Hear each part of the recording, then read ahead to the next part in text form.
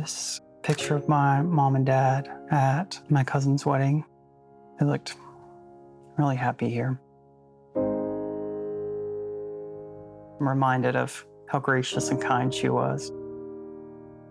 Always willing to jump in, help anyone, and make things happen. We had such a good relationship that you don't always expect to come from your mother-in-law, but she was truly one of my best friends. The last time that I saw my mom was on the Sunday, and we met at a church service.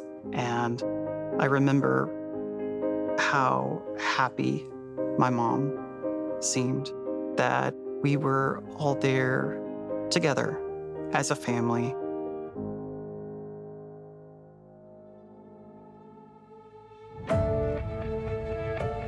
I received the call about 1 o'clock in the morning. We had a missing woman, a realtor, that was showing a house. When I heard that she had disappeared and wasn't around, immediately I was concerned. The last text that came through was not her. She was not someone that stayed out late. We knew that that wasn't her on the other end of the text message. Over the weekend, crews and volunteers searched for Carter, with authorities asking landowners to search their property. Having no idea if she was in pain or if she was out and exposed to the weather, it was crippling and it was torture. Beverly was a true victim. She was preyed on. I did promise Beverly's husband that I would find her, but it's not the way that I wanted to.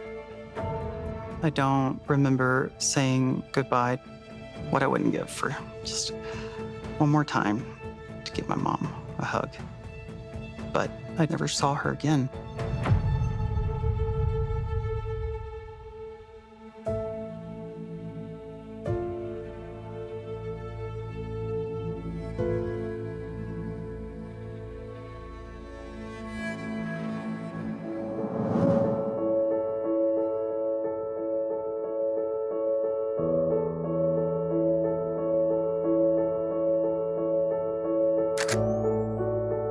My mom and dad met each other at a very young age.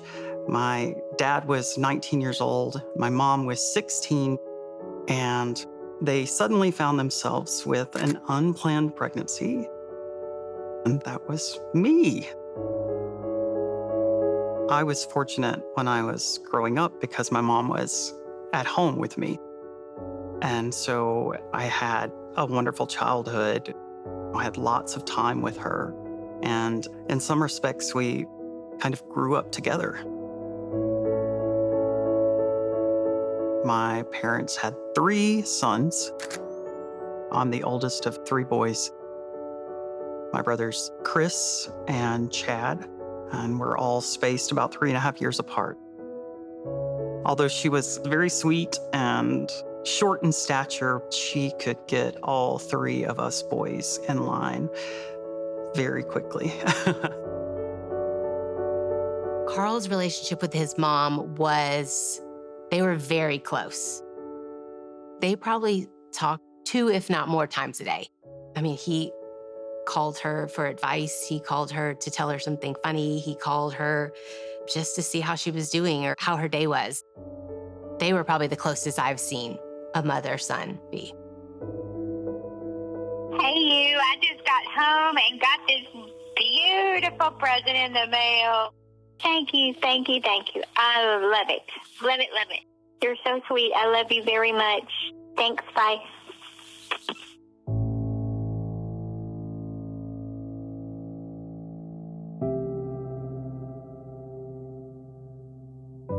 Tragically, we lost my middle brother, Chris, in an automobile accident in 2003. My mom really struggled with the grief of the loss of my brother. Understandably, she wanted change. She needed something different. And she had always had the interest in homes and home design. So for her, it was a very natural fit to go into this completely new career path. She she just really threw herself into the real estate profession. If there was an award to be won, Beverly won it. I think the top award is Diamond, and I'm fairly certain she won that numerous times.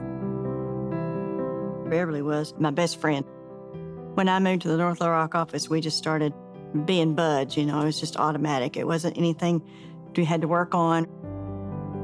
As a professional, she was just top notch. In 2012, we went and did our educator's license so that we could teach real estate. In 2014, Little Rock was growing, lots of construction, lots of new houses being built, and so we were very active working with buyers and sellers, so we were really, really busy that year. Little Rock, even though it's the capital city of our state, it still very much has a small town feel. It's a tight community. You can't go anywhere almost without, someone knowing you. It's a very safe community. You don't hear much about like domestic crimes or home break-ins or, it's not typically something that happens very often here. It's a great place to raise a family. And of course, my mom working in real estate, she was a part of so much of that excitement and people pursuing the American dream of moving and buying a home and joining, this vibrant community.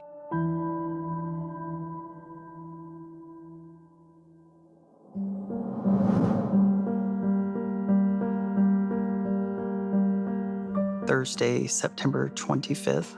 I remember it being an absolutely beautiful day. I went for a run in my neighborhood and running past 2 homes that my mom had listed for sale, just thinking that I needed to just call her and check on her. It's around 4:30, and Beverly and I was in my office. We were sitting there talking, making plans for Saturday and Sunday.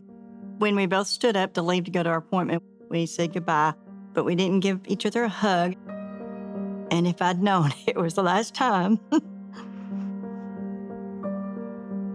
Sorry. Sorry.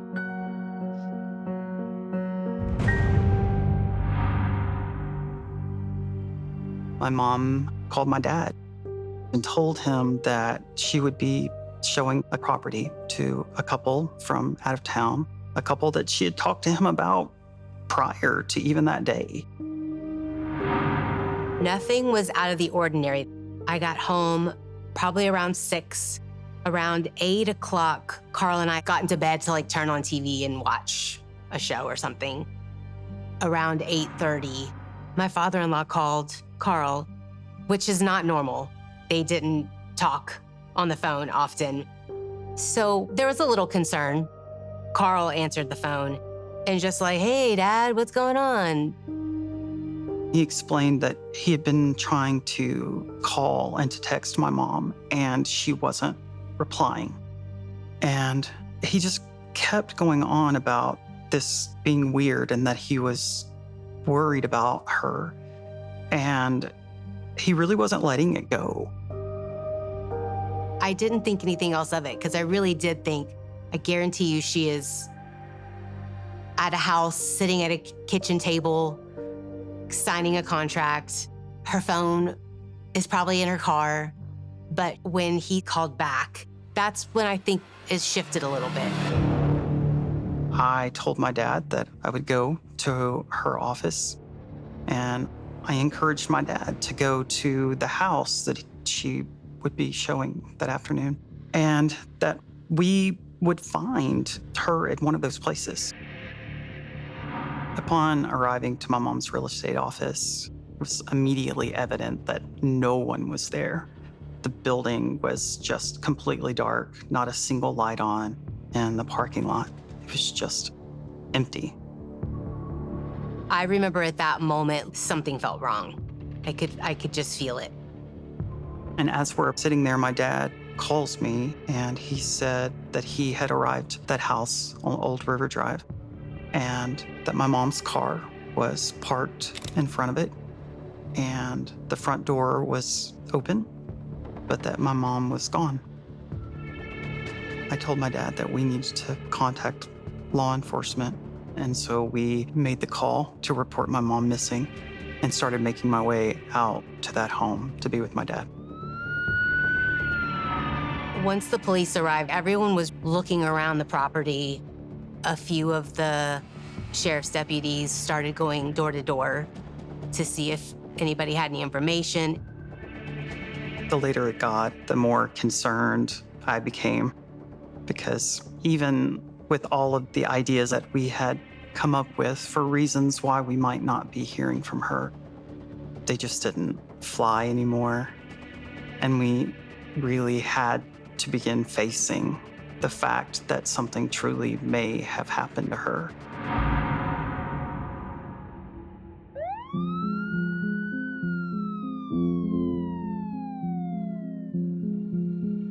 I enjoy helping people.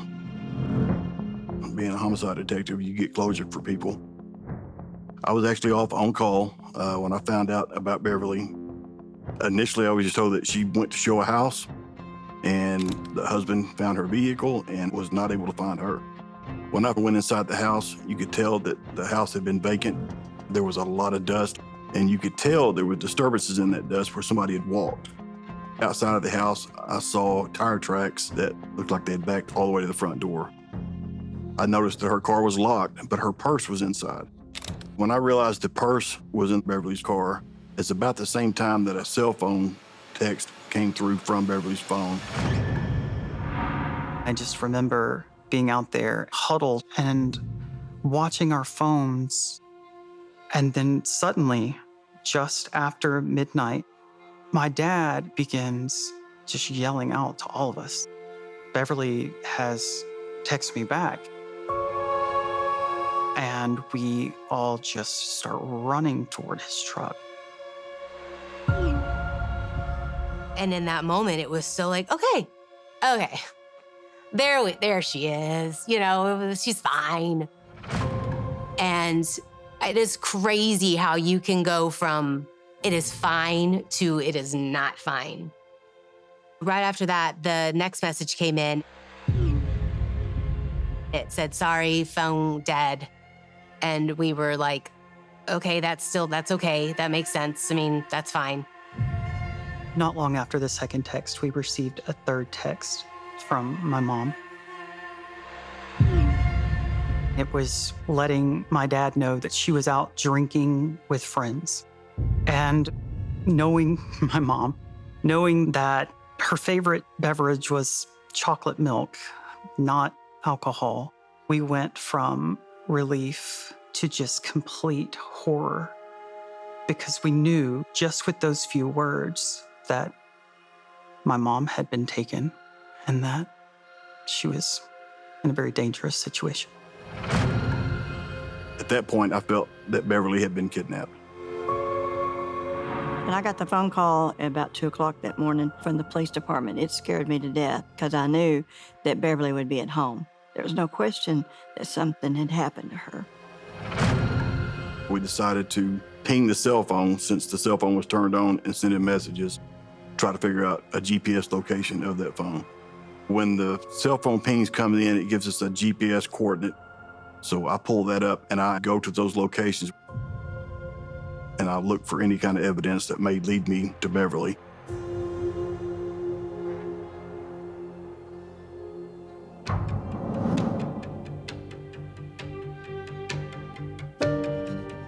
Old River Drive in Scott is a very remote area. It's a lot of farmland out here. There's not a high crime volume. The fact that Beverly's phone was moving around and we had 3 different pings showed me that that phone was actually moving. So we had a direction of travel that her phone was moving in. We got the pings where the house is at on Old River. We got a ping at Faulkner and Interstate 440. We got a phone ping at Dixon Road, and that phone ping was about 20-minute ping. So that phone stayed there in one spot for about 20 minutes.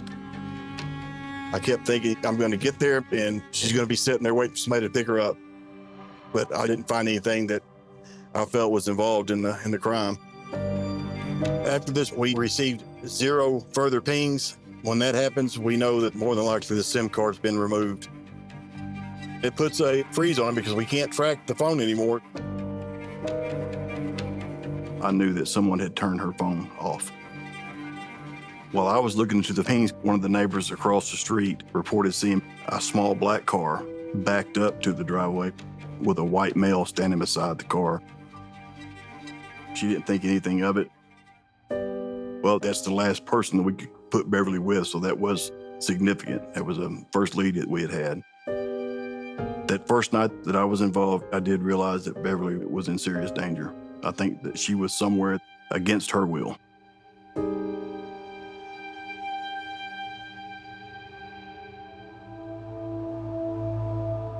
That night, when the detectives returned back to the scene and advised that they weren't able to track or find the phone, they asked that we go home and rest and start the search again at daylight.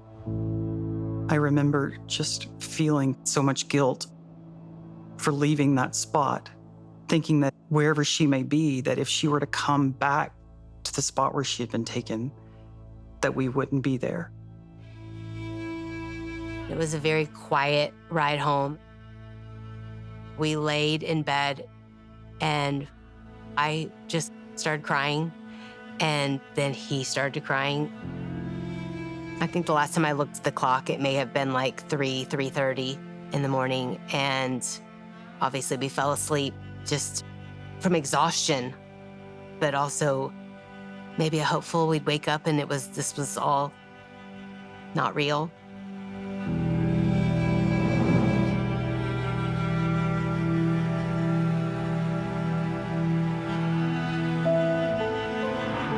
The next night, as we went past the 24-hour time frame, we knew the importance about finding her within that span of time. The longer somebody is missing, the more likely it is that they will not be found alive. So the police were extremely concerned. The chances they would find her in a safe state were decreasing by the minute. I can remember every minute of those 5 days. The police department said that they would set up a search party. It was very well organized. The community was involved, churches were involved. It was really a lot of people.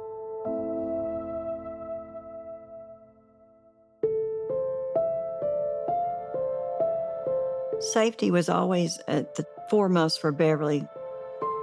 I knew from the beginning that something bad had happened.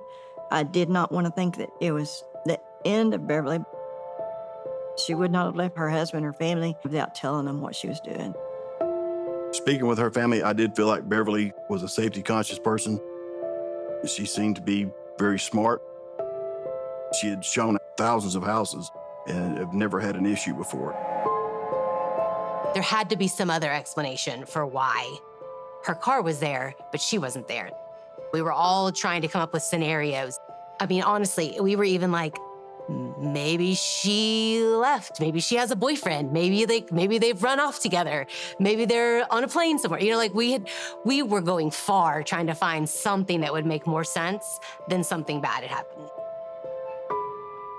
Every time she went to a showing, Beverly would convey to her husband who she was going to show the house to. She kept a list of it. She made sure she left her purse in her car. She tried to take affirmative steps to protect herself, and she thought that that was more than enough to keep her safe. The investigators found a notebook in my mom's car. And in this book, my mom would put in details, around names and phone numbers, more types of properties that people were interested in seeing, just anything and everything that she wanted to, remember about who she was working with at that time. The police looked in Beverly's notebook and saw that the most recent entry was for a couple that essentially didn't exist. They were fake names and numbers. Why would prospective buyers give a fake name and number if they were intending to actually buy this house?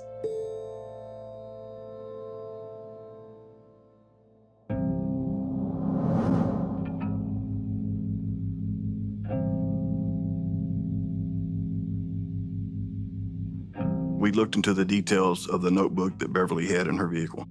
We had the address of the Old River Road, and underneath that was an email address and then a telephone number. The phone number we found out was a fake and figured out that it was a text app that was downloaded. You have to have a real number in that application, so we were able to send a search warrant and find out who it actually was registered to. The real phone number that the fake number was created from was owned by Crystal Lowry. Crystal Lowry's husband was Aaron Lewis. When police had found out the last people that Beverly was with were Crystal and Aaron Lewis, they became very concerned. While Crystal did not have any criminal record, Aaron Lewis had an extensive criminal history, including for violent offenses. When we got Aaron's physical description, it matched the description that the neighbor saw of the white male standing beside the small black car at the house on River Road. Crystal Lowry and Aaron Lewis lived in Sherwood, which is about 10 to 15 miles from the scene where Beverly was kidnapped. So we sent vehicles and marked units to that area to get an eye on the house.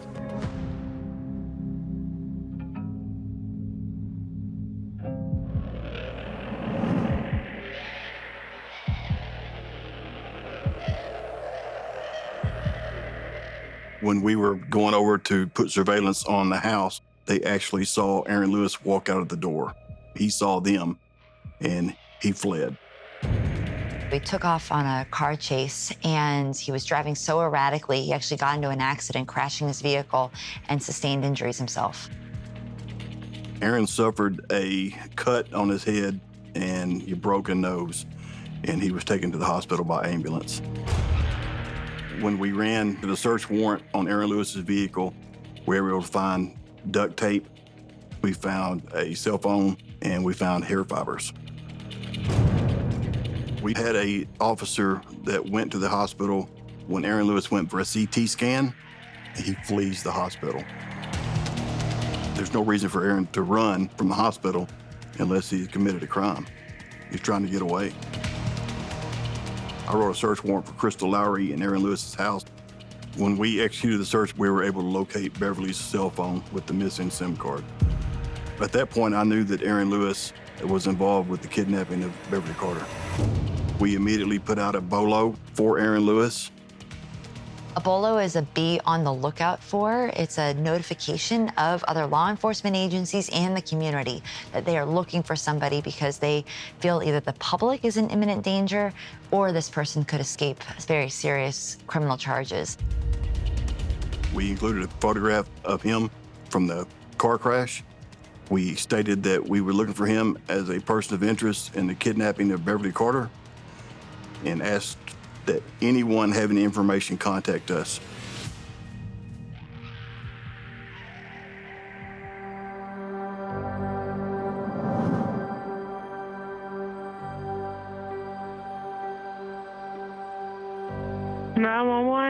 Hey, they're looking for a guy here that was involved in the Realtor being kidnapped.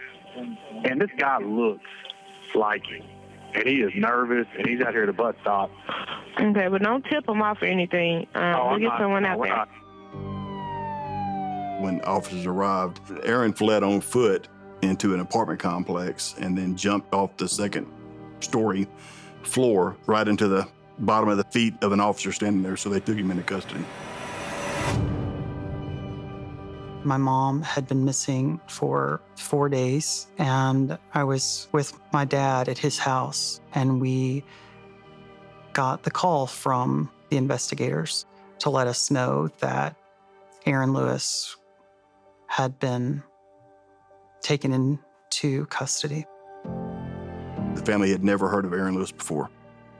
They were in hopes that Beverly would be found alive and that we were on the right track to find her.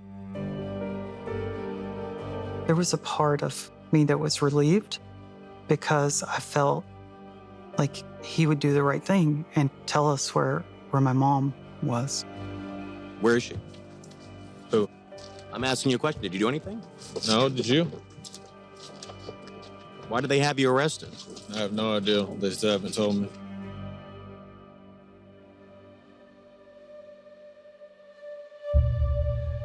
From a detective point of view, when you make the arrest, that's when the work is really just starting. We've got to be able to find Beverly, and the only person that knows that answer is going to be Aaron Lewis.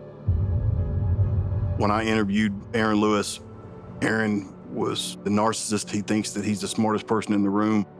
This was more of a game to him than anything else. Where's my phone? Because you can't unlock it. Are we playing? Yeah.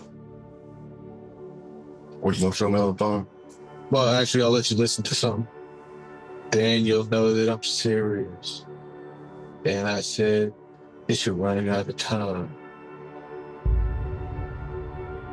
Normally, we wouldn't give a suspect their evidence like that, but we needed to try to find Beverly. So we allowed him to have his phone. He played a audio note, and it was Beverly Carter's voice. Carl, it's Beverly. I just want to let you know I'm okay. I haven't been hurt. Just do what he says, and please don't call the police. If you call the police, it could be bad.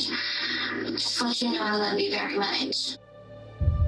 Aaron told me that he had this message on his phone. In the event that he got caught, he can prove that Beverly was alive. We knew that we had to hurry. My concern was that she was not actually alive. He was still playing games with us. Are you guaranteeing me this one's alive? Depends on how long it takes. How long do we have? How long can a person survive without food and water? Yes, you got. You figure it out. Aaron Lewis essentially said that if police don't find her in time, it's their fault if she dies. He was trying to set the foundation for him being found not guilty for her death. The investigators did tell us that he was not being cooperative. And so any hope, relief that we had that he might tell us where she was really fleeting.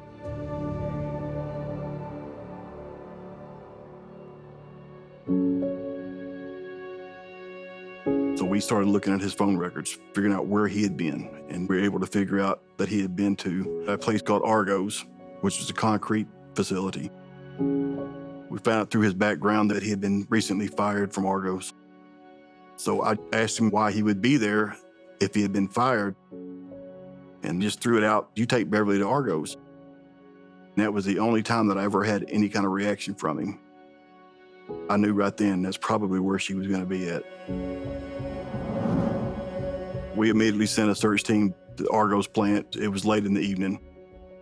One of the detectives searching the wood line saw some fresh dirt and walked over, and as that detective was walking through that dirt, she actually tripped on something.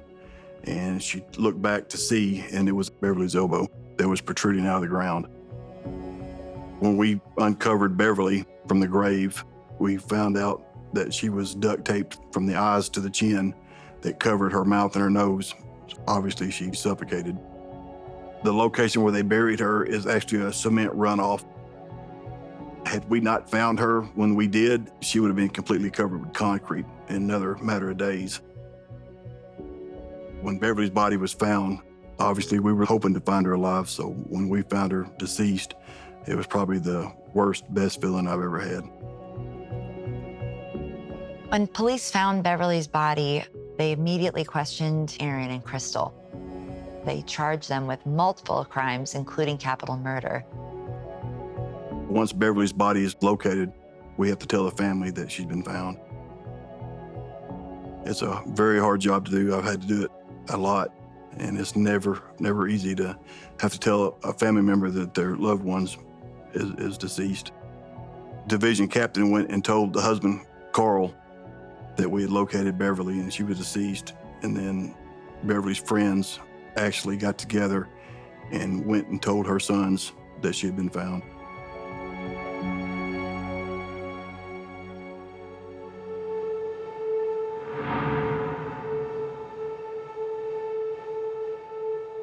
I was awakened at 4 a.m. with people at my doorstep. And standing there at the door were some of my mom's real estate colleagues, all with very solemn expression. And I let them in my home, and they immediately said that my mom had been found. And I was so excited. And my response was, well, where is she? And one of her friends said to me, oh, sweetie, your mom wasn't found alive. We weren't there yet. We weren't to a place where we were talking about her not being alive. And it didn't seem real. It didn't seem possible. It just seemed like a bad movie. Probably the most confused person in the whole situation was, and still is, my dad. My dad lost his wife of 34 years. His whole world just was taken from him in a moment.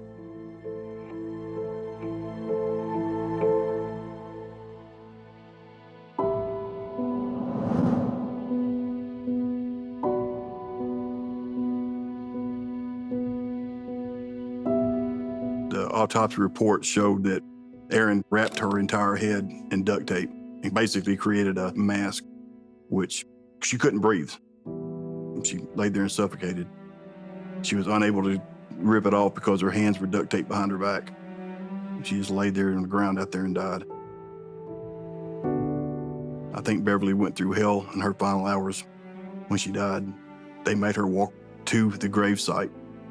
I can't imagine going through what she went through. She literally laid in her grave, taking her last breath.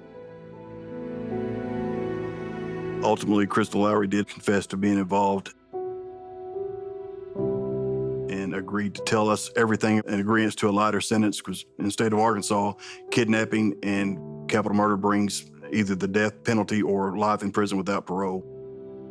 So instead of taking that, she decided to take a 30-year plea deal in exchange for testimony in court explaining how and why this happened.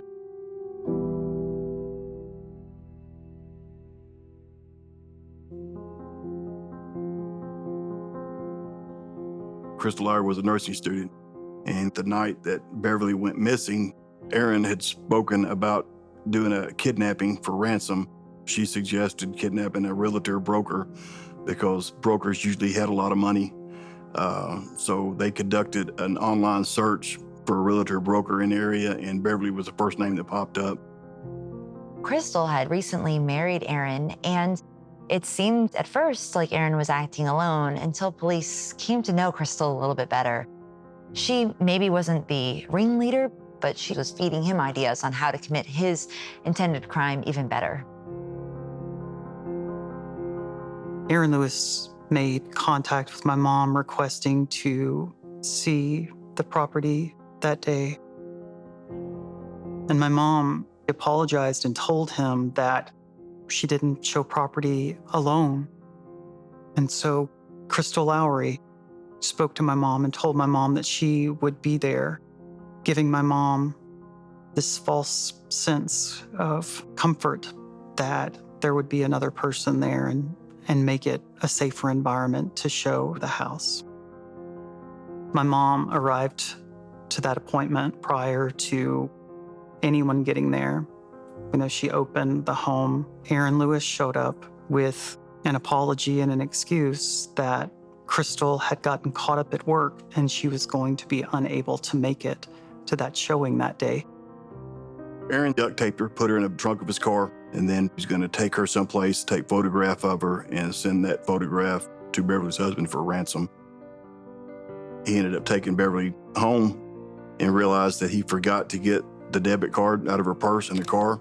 So he left Beverly at their house for Crystal to stand guard over, and he went back to the scene to try to collect her debit card. The purse was an important part of their plan because they would have my dad move money to accounts that were accessible with the cards in my mom's purse. And so no purse, no ransom. When he got there, police were on scene. He panicked, so he left and went back to Crystal, told her what was going on, so they had to come up with a new plan. It was Crystal's idea to kill Beverly. She told Aaron, "You've got no choice. You're going to have to kill her, so go do what you've got to do." She knew too much already. So he went and bought a shovel and put her back in his car, drove her to the site of his former employer. There was video surveillance at Walmart where he bought the shovel, and Crystal was in the car with him. There was enough evidence to show that she aided him in it. When asked why Beverly, here's what he told reporters. She was a rich broker. Do you have anything to say to the family? Sorry.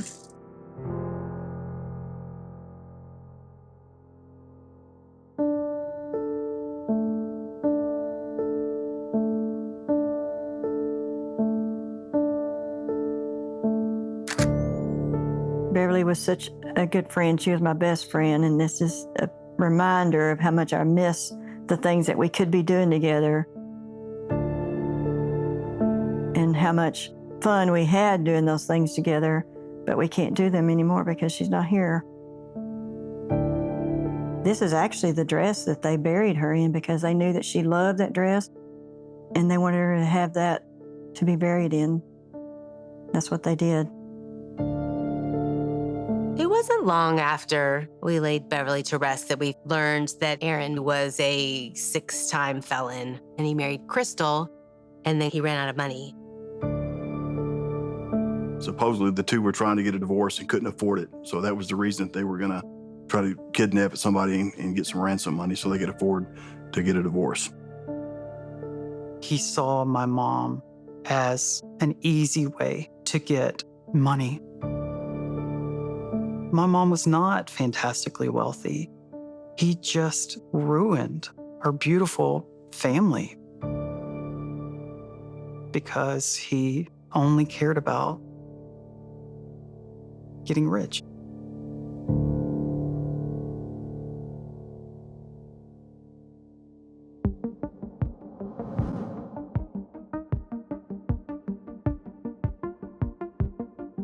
Aaron Lewis went on trial January of 2016 at Pulaski County Circuit Court.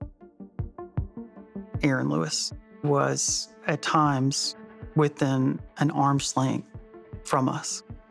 There was a part of me that wanted to just shake him and ask why. And then there were other moments of just sheer rage as they were showing the jury pictures of my mom being unearthed from that shallow grave. The most standout moment in the trial for me is when the prosecutor, during closing arguments, took a roll of duct tape and she grabbed it and just opened it real fast. And, you know, duct tape makes a distinct sound when you open it. And she said, that's the last sound that Beverly Carter ever heard. And I'll never forget that.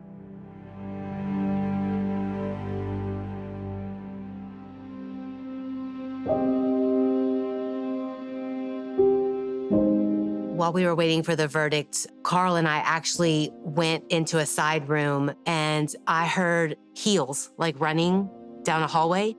And one of our prosecuting attorneys came in and said the verdict's in. The verdict the jury came up with is that Aaron Lewis was guilty of capital murder and kidnapping. When that guilty verdict came in, it was like 1,000 pounds was lifted off my chest. Tears just began to flow and just, I don't know that there was happiness from the sense of the fact that we had gotten justice for my mom, but also there was just relief that this part of this journey was over.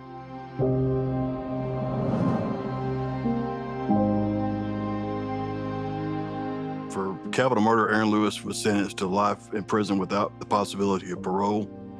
And kidnapping, he was also sentenced to a life sentence. So basically, he got 2 life sentences. There's a part of me that thinks that if you take a life, you shouldn't be given the luxury of keeping your own. But they were given fair trials, and justice, at least when defined like that, was served. He's never going to be able to get out. He'll never see the light of day again. And now Aaron gets to sit in prison the rest of his life and remember what he did.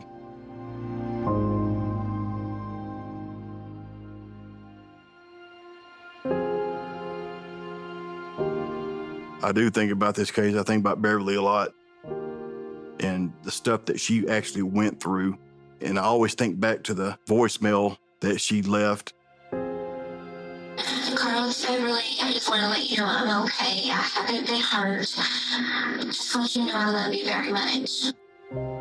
The calmness in her voice, it just, I don't know how somebody could be so calm going through that kind of thing. The details are always kind of hard to hear because she was such a scaredy cat. She was always afraid of the littlest things. That's what hurts the most. I do pretty good until I think about her final moments on Earth, and those break me. They're really hard.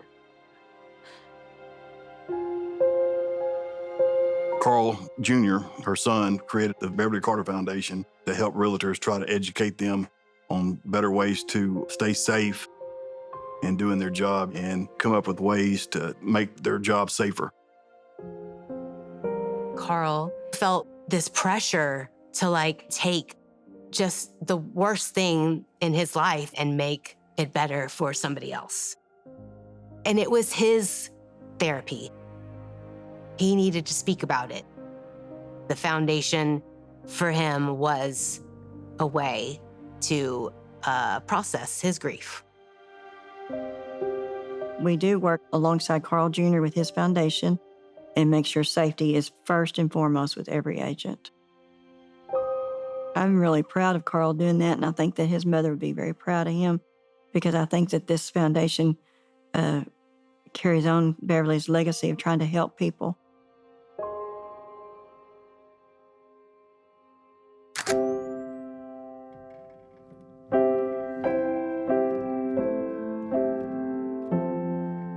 Looking back, having Beverly as my mother-in-law was truly one of the greatest gifts. I will always choose to remember her in the fact that she had a weakness for sweets and she hated exercise and just wanted to live out her days at the beach, which is basically me in a nutshell now. But I think that remembering her will always be that she was truly one of the greatest friends that I'll ever have. I hit the jackpot with her. My mom was the matriarch of our family. She was the center. She made everyone feel welcome. She was the first hello you heard when you came through the door, and she was always out greeting you, goodbye. She took care of all of us. Navigating life without her has been a challenge for our family. We're all trying to step up and trying to make her proud.